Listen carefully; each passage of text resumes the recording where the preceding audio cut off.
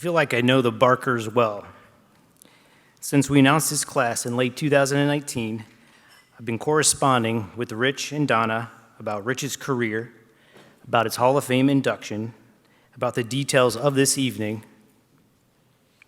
I know they are truly excited for this night to finally arrive.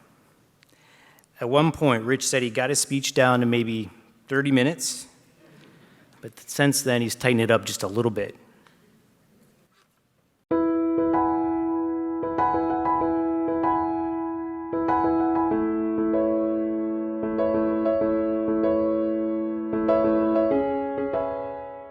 Indiana native Richard Barker spent much of his career convincing others to consider the alternative because, in every case, he sensed opportunity was near. While working for his family's business, Solar Petroleum and Hardware, a young Barker recognized in the 1950s that many oil customers were converting to LPG. At first, Barker's father was unwilling to spend the needed capital to expand into a new segment. But over the course of 2 years, Barker convinced his father to make propane a bigger part of the business. That approval put Barker on a path that would take him further into the propane industry and put him among the leaders in propane operations, sales, and storage. Barker ascended to general manager and president at Seymour, Indiana-based Silgas, which was where he made some of the most dramatic changes for a company and for the industry. Inefficiencies in the company's propane supply chain and global forces affecting energy in the 1970s forced Barker to learn new ways to supply the business. In the fall of 1974, Barker saw the need to develop a significant pipeline terminal in Seymour.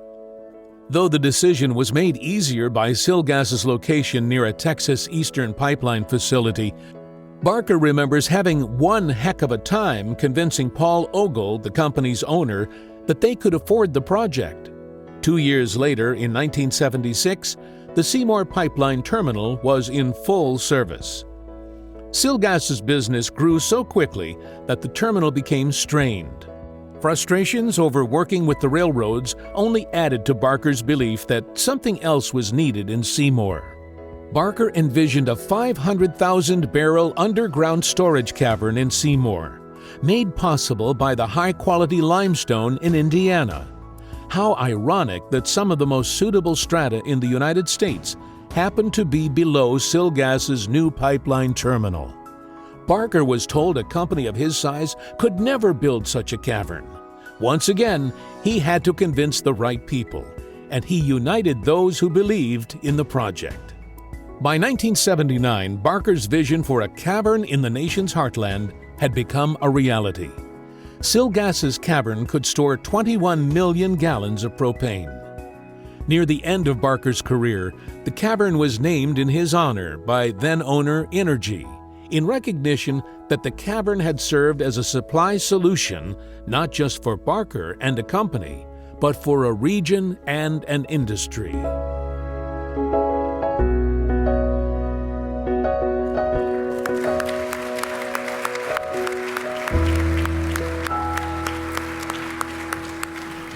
First, I'd like to say that I'm following a pretty tough act, wouldn't you say?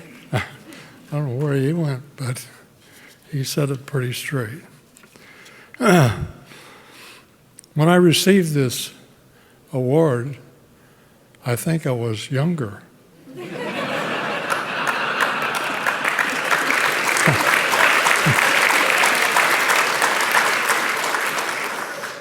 But at 89,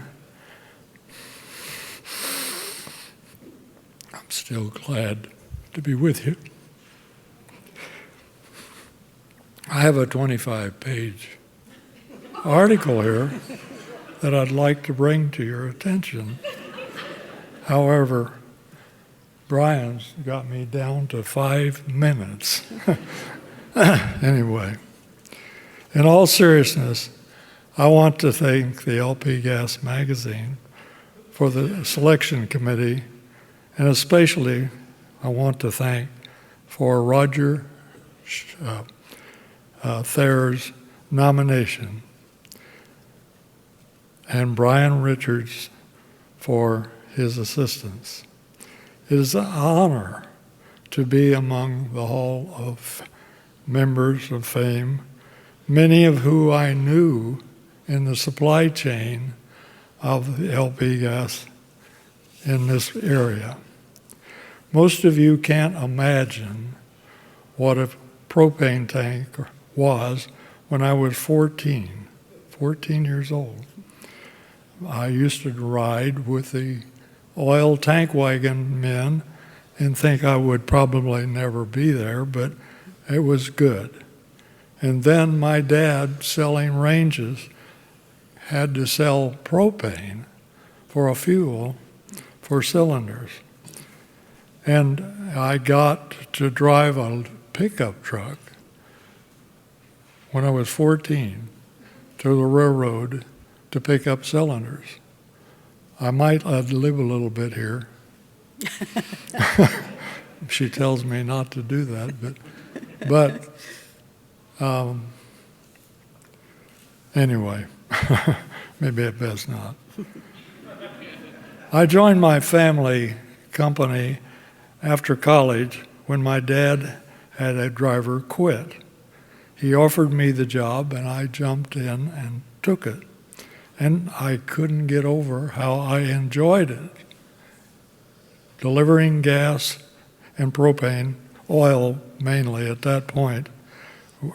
And I had a job to convince my father that people were switching from LP or from oil to LP.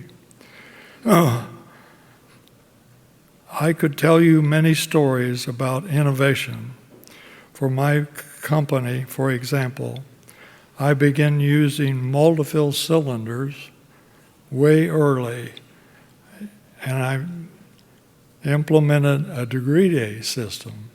Some people could never understand a degree system, but it changed the business for me. But most of you are interested in the cavern.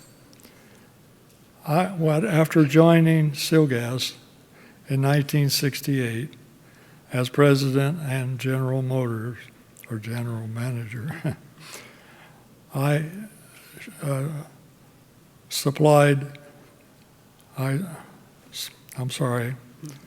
we grew rapidly.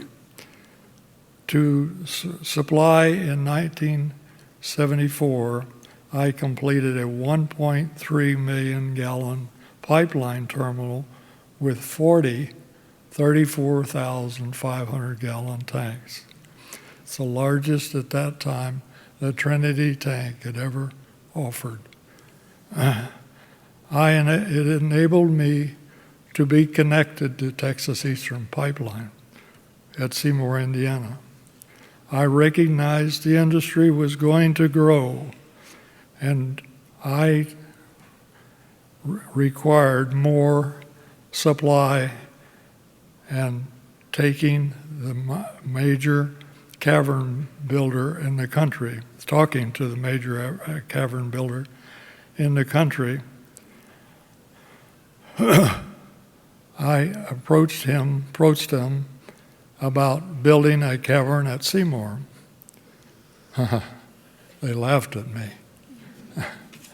They said a company of my size could never build a cavern. Well, I went to work.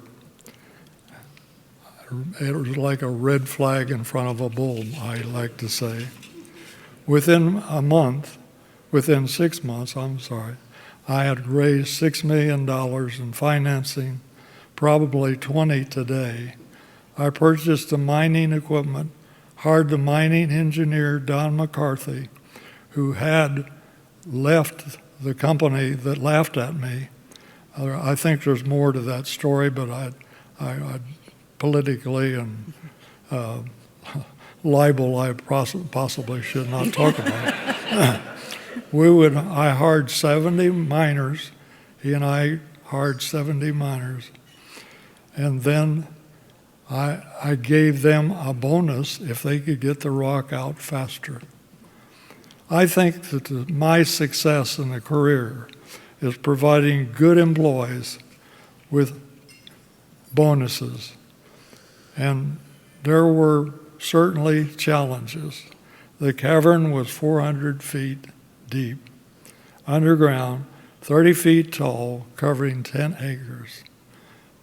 I might add right there, I knew nothing about mining, but I was very fortunate to pick up the career person that had done most of the underground mines in this area.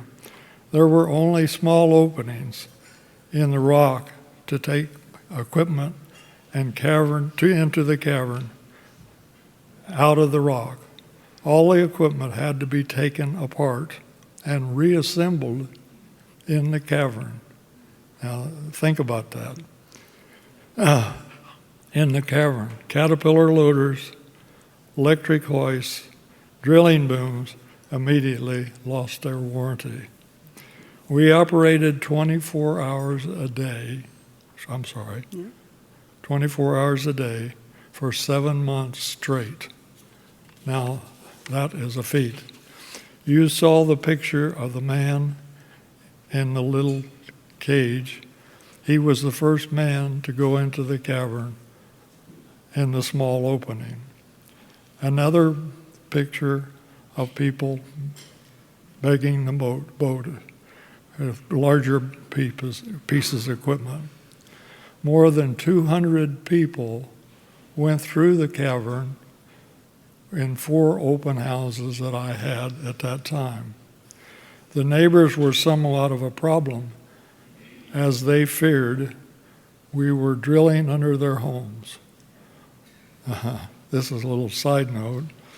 One neighbor sued me because his wife wouldn't have sex.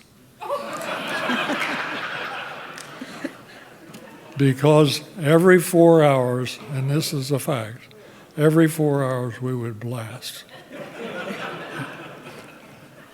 It made her nervous. Probably some more too. I had to buy his property so he could move, and that was one of the best things that I ever did.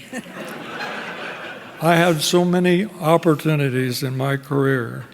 I became a broker in Houston because of the connection to the pipeline and Seymour. Doing business with shippers like Enron, Apex, Phillips, and others. I built a plant in downtown Chicago to supply 1,800 taxi cabs in the city of Chicago. When I sold the gas business in 1988, I remember looking out the window at the Statue of Liberty and the other side, the Brooklyn Bridge. Now, this is kind of a conceited statement, but I said, not bad for a little boy from Windfall, Indiana. I could summarize my business through the years. It would be finding better equipment, better people, and implementing efficient employees. I hope you will take the Silgas brochure that is on the table that tells the story completely. I apologize for my situation. My health is, I was told not to do this, but could you keep me from here? I would like to think that through the years, I was a good businessman, but I believe God blessed me with abundant opportunities. Thank you again for this honor.